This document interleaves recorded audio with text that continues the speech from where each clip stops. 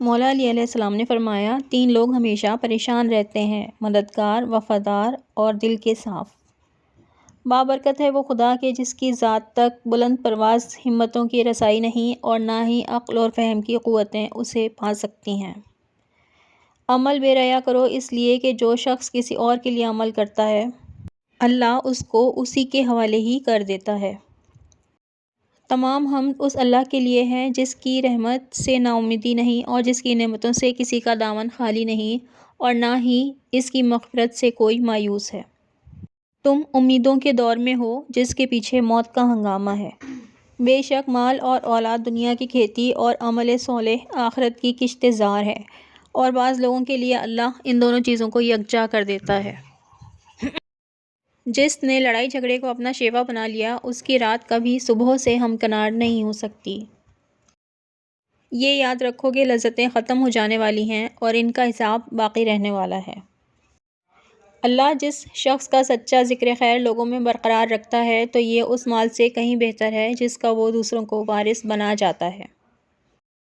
اگر کوئی تم کو صرف اپنی ضرورت کے وقت یاد کرتا ہے تو پریشان مت ہونا بلکہ فخر کرنا کہ اس کو اندھیروں میں روشنی کی ضرورت ہے اور وہ تم ہو۔ اگر انسان کو تکبر کے بارے میں اللہ کی ناراضگی کا علم ہو جائے تو بندہ صرف فقیروں اور غریبوں سے ملے اور مٹی پر بیٹھا رہے۔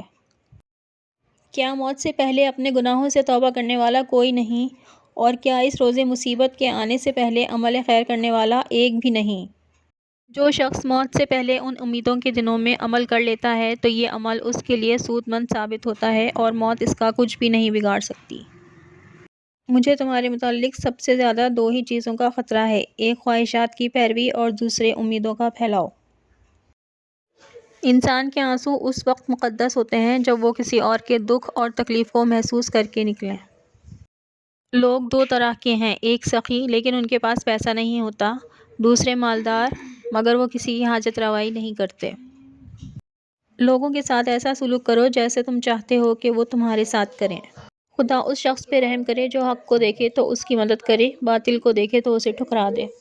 مولا علی علیہ السلام نے فرمایا، اے لوگو، خود ہی اپنی اصلاح کا ذمہ لو، اپنی عادتوں کے تقاضوں سے منہ موڑ لو۔ وہ شخص کبھی ناکام نہیں ہوتا جو حق کے راستے پہ چلتا ہے۔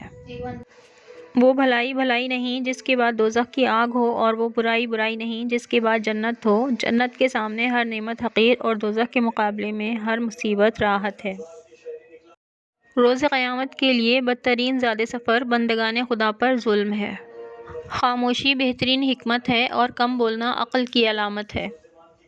خالق کی عظمت کا احساس انسانوں کی نظروں میں اس کے غیر کو کم تر کر دیتا ہے۔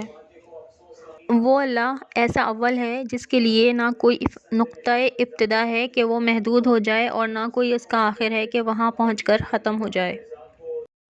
صبر ایسا ہتھیار ہے جو ہر مشکل کو آسان بنا دیتا ہے۔